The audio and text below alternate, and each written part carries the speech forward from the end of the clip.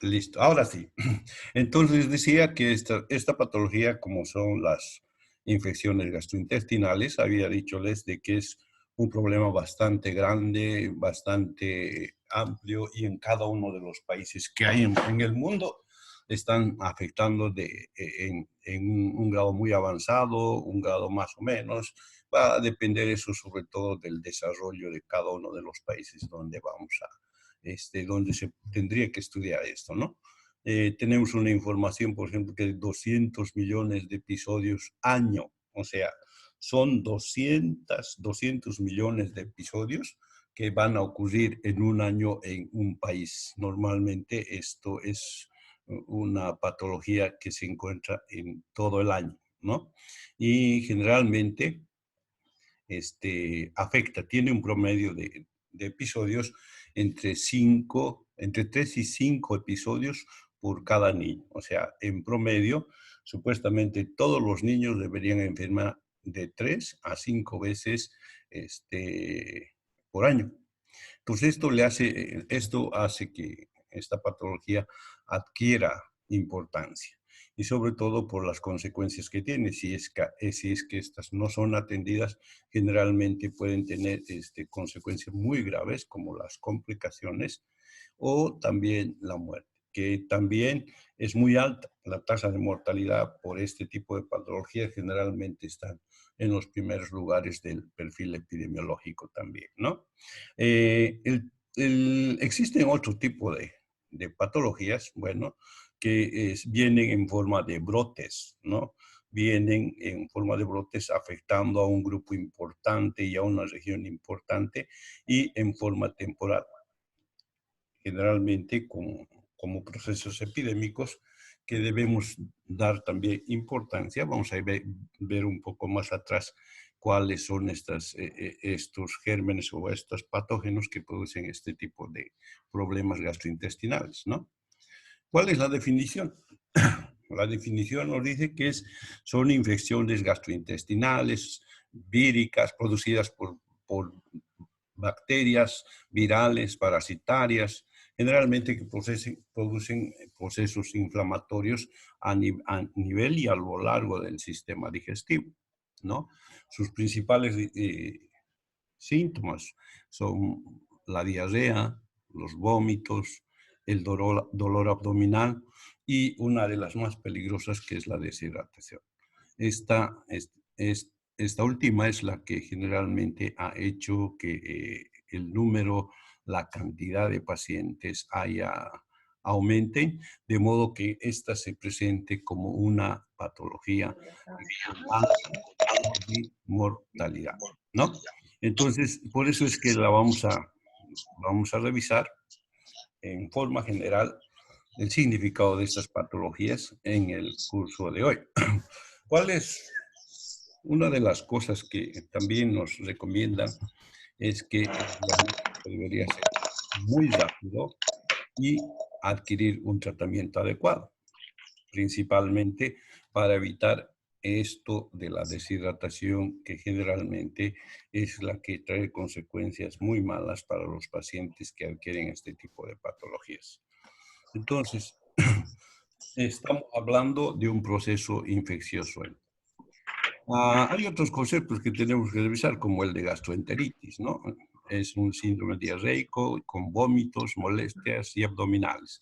Y si hacemos un poco de revisión en terminología médica, vamos a ver que aquí nos dice que hay un proceso inflamatorio por la terminal itis en el gastro, o sea, el estómago y en los intestinos, que viene a ser la enteritis. Entonces, la palabra de gastroenteritis nos va a significar un proceso inflamatorio a lo largo de estas partes. También existen procesos inflamatorios debido al consumo sobre todo de alimentos que puedan estar contaminadas o tienen toxinas que se han formado en base a bacterias que puedan haber contaminado los alimentos. Es muy frecuente generalmente en alimentos que vienen envasados o manufacturados que han pasado su fecha límite. Normalmente este tipo de alimentos tiene una fecha límite después después de la cual esta empieza a producir toxinas. Y las personas que se alimentan pueden provocar procesos inflamatorios a partir de estas toxinas que van a llegar al sistema digestivo en la alimentación, ¿no? En el concepto de diarreas, ya sabemos, son nada más que el aumento de la frecuencia de las evacuaciones. Arriba de 3 nos indica acá, y que generalmente también hay un cambio en la consistencia. Las heces se hacen más líquidas y generalmente pasan de 300 gramos por día en las deposiciones. Entonces, en algún momento hemos hablado nosotros de las diarreas y habíamos descrito las clases de las diarreas, o sea, aquellas que se han clasificado por el tiempo, ¿no? Las diarreas agudas, las diarreas crónicas y también las disenterías. Entonces, en esto tendríamos que acordarnos que las diarreas agudas están... ¿Alguien se acuerda? ¿Hasta cuándo se considera una diarrea aguda? ¿Cuántos días? 3 días, ¿no? Si no me equivoco. Más de 7 días. más de 7 días. Menos de ¿cuántos días? Menos de 3 7. días. 3, o no sé. ¿Cuándo se dice diarrea persistente? Más de 2 semanas. Más de 14 días, menos de 14 aguda. ¿Y cuándo se dice crónicas? Más de 28 Más de 2 días. semanas. Más de 4 semanas, doctor. Sí. O sea, aguda hasta los 14 días. Persistente, más de 14 días, ¿no? Crónica, más de 30 días. Esa es la clasificación por el tiempo, principalmente. Y luego tenemos la clasificación que se incrementa esto, que serían las disenterías, que no es nada más que un trastorno inflamatorio con sangre, pus, tenesmo, cólico abdominal y fiebre. Entonces, esta es más o menos, son los conceptos que se van a ir manejando dentro del curso que estamos desarrollando a partir de este momento, ¿no? Si hay alguna pregunta, por favor, me paran y así. ¿Cuál es el diagnóstico? Normalmente, para realizar el diagnóstico, para confirmar un diagnóstico, que seguramente clínicamente lo vamos a identificar de principio debido al estado en el cual va a llegar el niño o la persona, debido a los síntomas que van a presentar, como el vómito, dolor abdominal, además la deshidratación, que para nosotros va a ser importante. Existen varias formas que uno puede identificar esto, como por ejemplo el signo del pliegue, para ver el turgor de la piel, ¿no?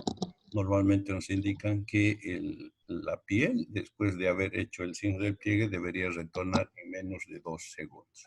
Si está por encima, significa que la persona está en algún grado de deshidratación. Pero para poder ratificar este diagnóstico, nosotros normalmente debemos utilizar pruebas de laboratorio, ¿no? ¿Cómo hace el pollo? ¿Y cómo haciste en la noche? Por favor, que apaguen su... ¿Cómo haces de la noche? Porque estaba así. Las cosas. Ahí, como que le aprieto. Aprieto aquí. Les decía que el diagnóstico...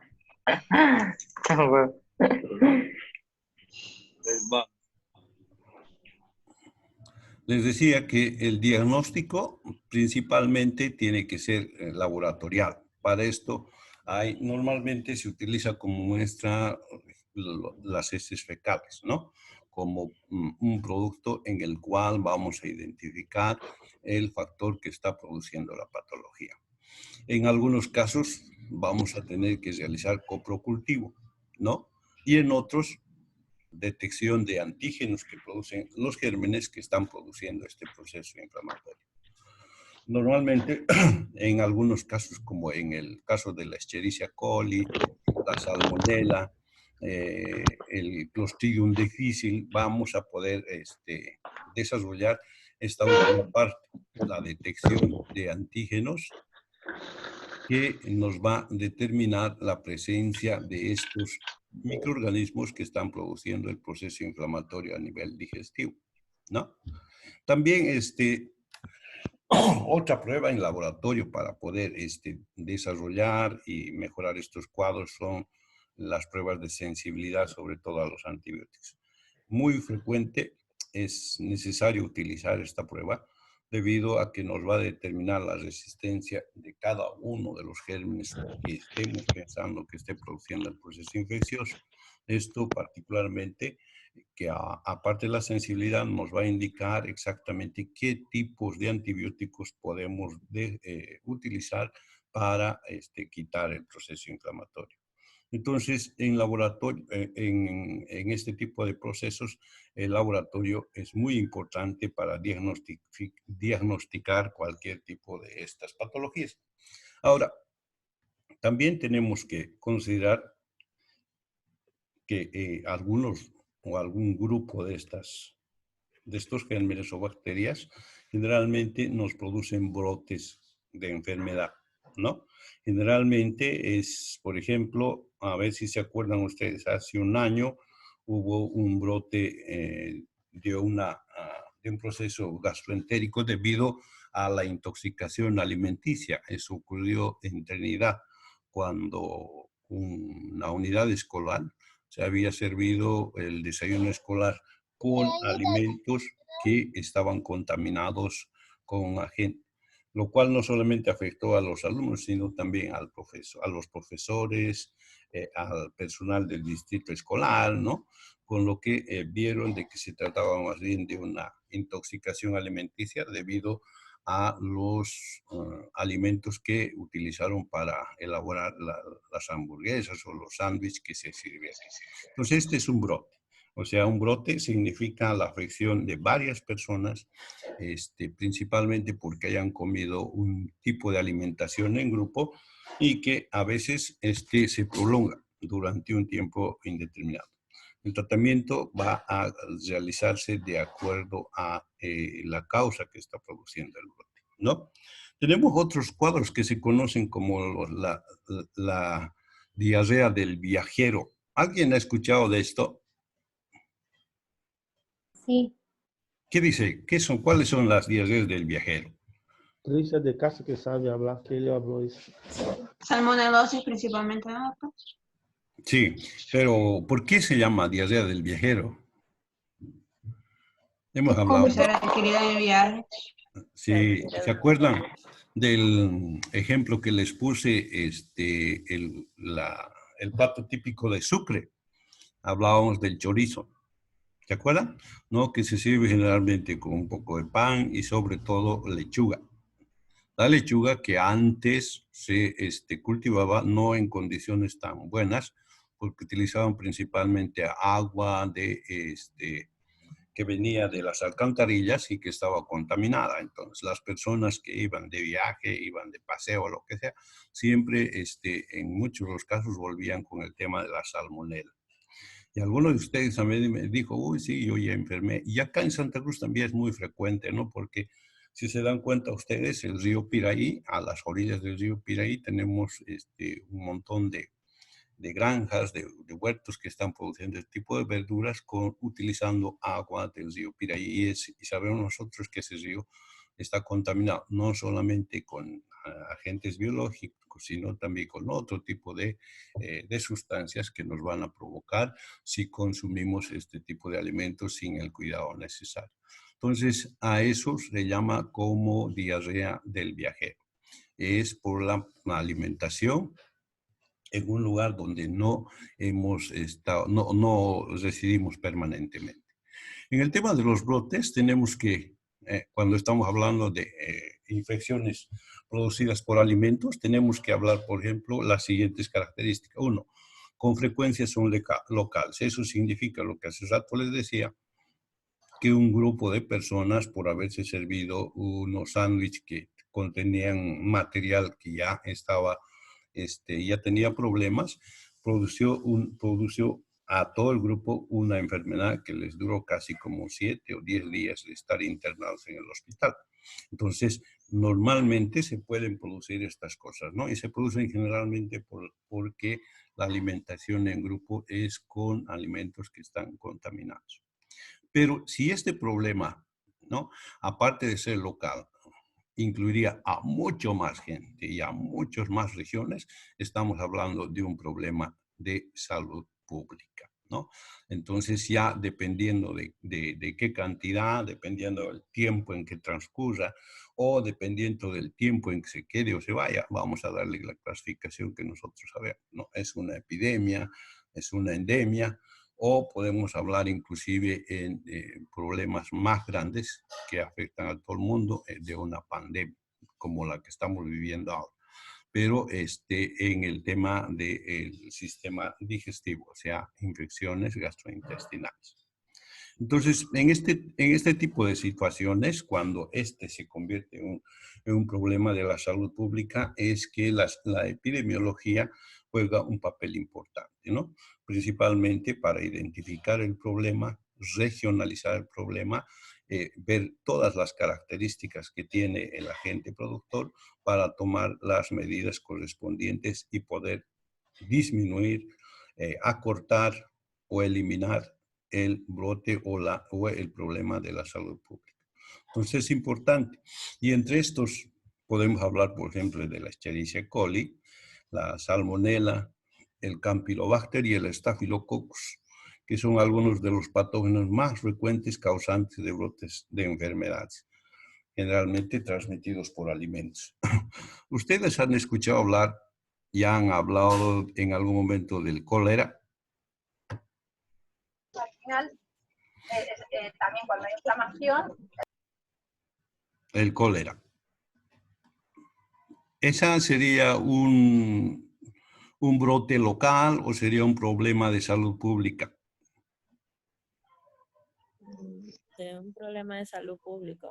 Un problema de salud pública. No se olviden, bueno, todavía ustedes no deben acordarse porque no estaban acá.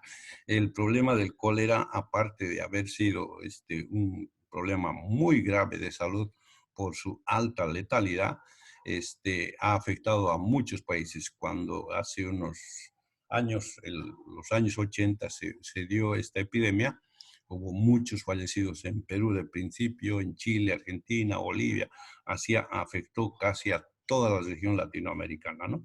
Y tiene generalmente periodos de producción, decíamos, se van a reproducir generalmente en un promedio de 50 años. Estamos por el año 30, por ahí, entonces seguramente en unos años más es posible que a ustedes les toque atender este tipo de brotes, de este tipo de patología, ¿no? Entonces estamos esperando, no se olviden, el cólera puede surgir en cualquier momento. En cuanto a la diarrea del viajero, aquí está. Dice, es una enfermedad más frecuente relacionada con los viajeros, por eso es su nombre. Contraído por personas que viajan a lugares donde existen patógenos distintos a los que están acostumbrados. Todas las personas que viajen, por ejemplo, a Sucre, tienen que tener especial cuidado con el tipo de alimentación, ¿no? Todas las personas que viajan a un lugar diferente, el tipo de alimentación que tiene siempre va a provocar algunos problemas. No sé si a ustedes les ocurre, pero cuando nosotros, por ejemplo, viajamos de aquí a La Paz, los primeros días siempre estamos con algunos problemas digestivos. Está muy pesado, estamos con problemas en la digestión y todas esas cosas. Entonces se refiere a eso principalmente, ¿no?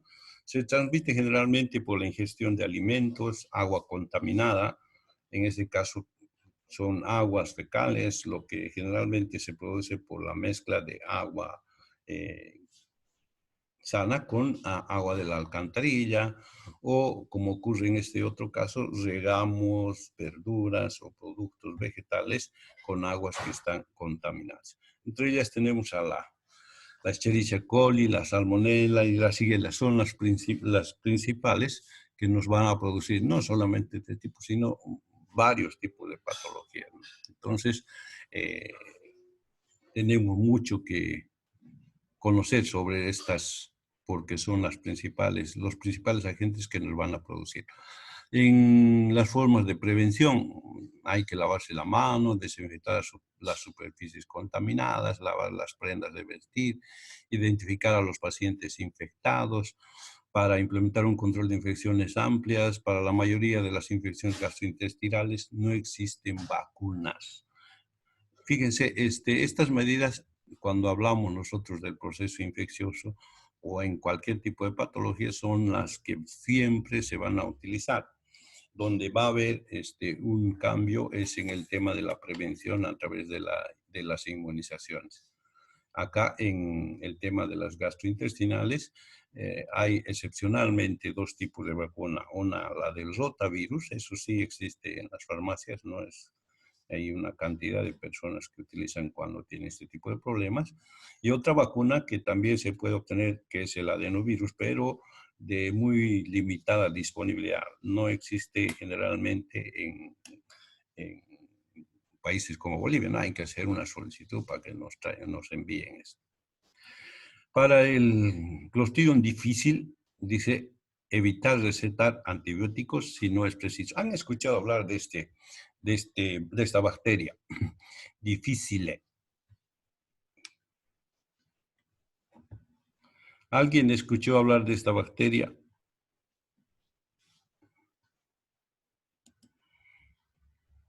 Hola. Sí, doctor. ¿Qué dicen? Hola, doctor. ¿Qué dicen de esta? ¿Por qué la conocen? Causa diarrea, creo, doctor. Sí, estamos hablando de agentes que causan diarrea, ¿no? Aquí abajito hay un asterisco que pusimos para que por si acaso nos acordemos, ¿no? El Clostridium difficile es una bacteria que puede causar diarrea y afecciones intestinales más serias, como la colitis, ¿no? El Clostridium difficile causa cerca de 500,000 de casos en los Estados Unidos. ¿Han escuchado hablar de la colitis nerviosa, colitis ulcerosa?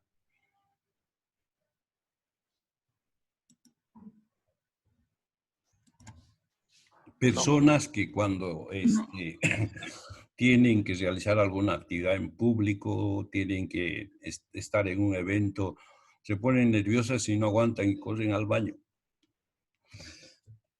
¿Han visto o han En el escuchado? examen igual. ¿Cómo? ¿En los exámenes? Sí. Se llama colitis nerviosa también, ¿no? Entonces se refiere a este tipo, pero este tipo de bacteria es una bacteria que va a producir eso, pero no como la que conocemos, la colitis nerviosa. Eso es más que todo por un tema de estrés. En esto se refiere a un proceso inflamatorio a nivel del colon que generalmente puede provocar y terminar en enfermedades degenerativas como el cáncer de colon y todas esas cosas. Entonces, es muy importante el diagnóstico al inicio para poder eliminar. La presencia crónica de esta generalmente va a terminar degenerando en procesos crónicos como el cáncer. Entonces, es importante Entre las medidas de tratamiento, que estamos hablando en forma general de esto de las enfermedades infecciosas, hablamos de la rehidratación. ¿Ya han avanzado ustedes la rehidratación? Todavía no han llevado pediatría, ¿no? No. En fisiología sí, han hablado de rehidratación. En farmacología. ¿En farmacología? Nosotros sabemos, y cuando hablamos de tratamiento de las diarreas, normalmente tomamos 3 planes. ¿Se acuerdan cuáles son? Hidratación bioral. Sí, 1. Alimentaciones blandas. 2. Y para enterar. Sí, pero, o sea, en terapia de este tipo de diarrea, vamos a decir el plan A, que es sobre todo, se abrevia la TRO, o sea, terapia de rehidratación oral, ¿no? A través del sobrecito ese de rehidratación oral que tiene potasio, tiene azúcar, tiene cloro y todas esas cuestiones. Y luego tenemos el plan B, el plan B, que ya nos solicita la administración de cristaloides y líquidos por vía endovenosa. ¿Está bien? ¿Y la C? ¿Cuál sería? El plan C.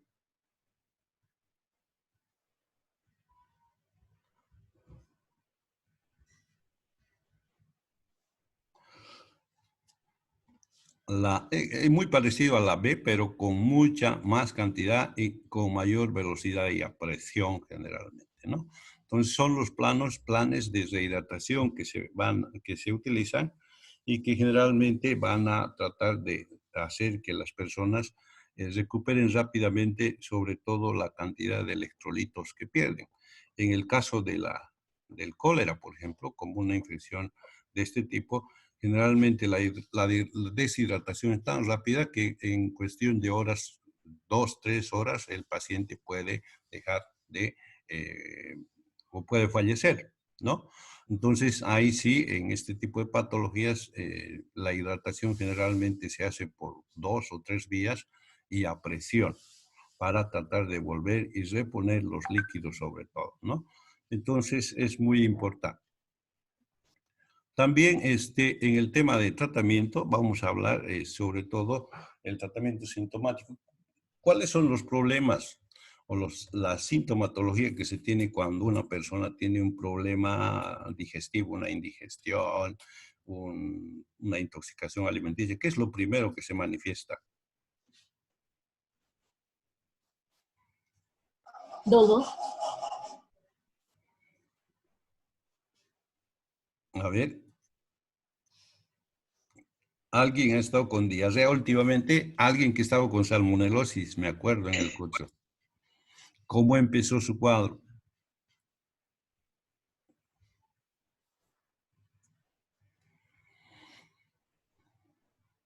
¿Hay fiebre o no hay fiebre? En este tipo de casos. Hay fiebre. Ay, estamos hablando de procesos infecciosos. Entonces, esta sintomatología es una sintomatología que se va a presentar en casi todos los cuadros, producidos sobre todo por cualquier tipo de agente, ¿no? Tenemos fiebre, diarrea, vómitos y a veces algunos dolores como el dolor de cabeza y todas esas cosas. Para estos, lo único que se recomienda es hacer tratamiento sintomático. ¿Qué pasaría? ¿Cómo se diferencia una diarrea bacteriana de una diarrea viral? ¿Cómo podemos diferenciar? Por el color, por su odor, por la consistencia de las heces. A ver, si fuera diarreica, o sea, si fuera viral, ¿de qué color sería?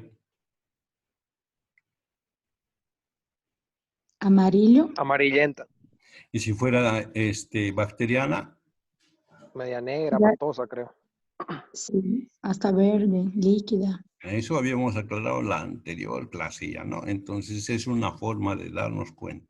En este caso, ese color o este dato que les estoy preguntando nos va a servir para identificar si se trata de una bacteriana o una viral. Bueno, que luego se va a ratificar con el laboratorio, ¿no? Laboratorio que generalmente va a tardar unas horas si es que nosotros solicitamos de urgencia o de emergencia, o laboratorio, si es un laboratorio normal, nos van a entregar al día siguiente. Esto nos va a permitir identificar, por ejemplo, en esas diarreas virales, evitar el uso de antibióticos, ¿no? Porque no tienen ningún efecto y es más bien que algunos efectos secundarios que podrían empeorar el cuadro con el cuadro. Entonces es importante tener estos datos. Otra cosa de los antibióticos recomendados en casos graves de gastroenteritis, o sea, se ha identificado aquí, es que debemos tratar de utilizar siempre, como en un principio dijimos, el uso del antibiograma para ver la sensibilidad de estas bacterias y no tener problemas con el tema de la resistencia. En epidemiología, en forma general, podemos decir que hay que considerar los factores ambientales, también los factores individuales de las personas, ¿no? qué edad tiene el paciente, cuáles son las condiciones de vida que tiene, si come, no come, está desnutrido, está nutrido, tiene buena alimentación, tiene servicios básicos como agua, residuos, un buen sistema de recolección de residuos y todas esas cuestiones que van a pesar en el momento de la producción de este tipo de patologías. Lo mismo los hábitos personales, culturales y el mismo clima. A un principio decíamos que los pisos ecológicos del valle, trópico y el llano generalmente tienen más posibilidad de producir este tipo de patologías que en lugares donde no existe este tipo de clima y ambiente, ¿no? También los factores del huésped. En el caso de las especies, por ejemplo, hay algunas que, como la shigella, la salmonella typhi, afectan generalmente más a niños y a personas que están en situación de inmunodepresión o cuadros de desnutrición. En el caso de los genéticos, resulta que un estudio nos dice que el grupo 0, o sea, los grupos que tienen el grupo 0 sanguíneo, generalmente son susceptibles al Vibrio cholerae, y eso se ha demostrado en los estudios que se han hecho post-epidemia, ¿no? Muchos, o la gran parte de los pacientes que habían fallecido por el tema del cólera pertenecían al grupo 0. Lo mismo, las personas que tienen el grupo A en sanguíneo, generalmente son más susceptibles a la giardia duodenalis. O sea, estas generalmente producen esto que se llama disentería. Entonces, cuando veamos nosotros un cuadro de disentería, a manera de verificar si esta afirmación es correcta, podemos fijarnos en el diagnóstico laboratorial que nos va a indicar exactamente qué tipo de bacteria es la que está produciendo el cuadro. También los pacientes que tienen acloridria son aquellos que no tienen un pH ácido en el estómago, más bien al contrario, estos tienden generalmente a tener muchos problemas del tipo inflamatorio. Y la motilidad, que también es importante, personas que tienen la motilidad digestiva o intestinal lenta, personas que tienen problemas en la circulación del bolo alimenticio hasta llegar hasta su eliminación. Son personas que también van a tener problemas. Entre estas hay patologías que nos producen este tipo de situaciones, como el tema del Chagas. El Chagas por el tema del agrandamiento del intestino delgado, del intestino grueso, del esófago, que nos van a provocar este tipo de problemas. También en epidemiología tenemos que ver los factores que se producen a partir de los agentes productores de la patología. La presencia de enterotoxinas, como en el caso del Vibrio cholerae y el Campylobacterium jejuni o la salmonella, que nos producen enterotoxinas termolábiles. ¿Qué quiere decir termolábil? Termo, temperatura. Lábil,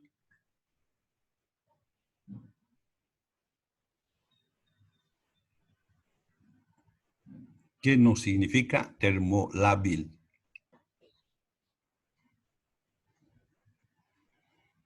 Que son sensibles a la temperatura, quiere decir eso, ¿no? Entonces, y también otras que más bien tienen enterotoxinas termoestables, como la Yersinia, el Vibrio cholerae también, que más bien se mantienen en cualquier tipo de temperatura.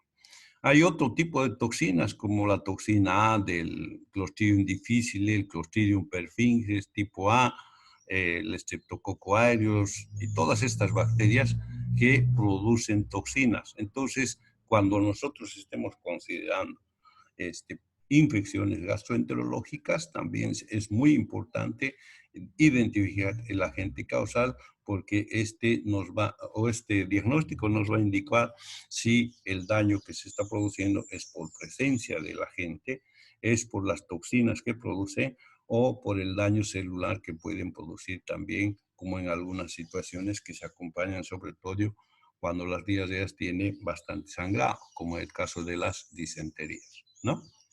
¿Hasta aquí alguna pregunta? Doctor, los termoestables, ¿lo que es? Termolábil. Quiere decir que este es sensible a los cambios de temperatura, ¿no? Y termoestable pueden mantenerse ya sea en una temperatura elevada o en una temperatura baja. Por supuesto que tiene que ser una temperatura que le permita vivir. Cuando temperaturas muy altas, seguramente lo van a eliminar. Pero esos cambios de temperatura, por ejemplo, que se dan cuando nosotros tenemos la alimentación, alguien se toma una sopa un poco caliente, eso entra hasta allá con esa temperatura, ¿no? Esas temperaturas no provocan ningún daño, así que las toxinas siguen funcionando la termoestable. Pero la termolábil apenas entra en una sopa caliente, entonces esta disminuye, es eliminada o es inactivada. Por eso es que esto más o menos se ha utilizado para cuando dicen yo tengo un problema gripal o tengo un problema digestivo. Toma una sopa caliente, que es lo que te va a mejorar. Es precisamente, se refiere a estas toxinas que son sensibles a los cambios de temperatura o a la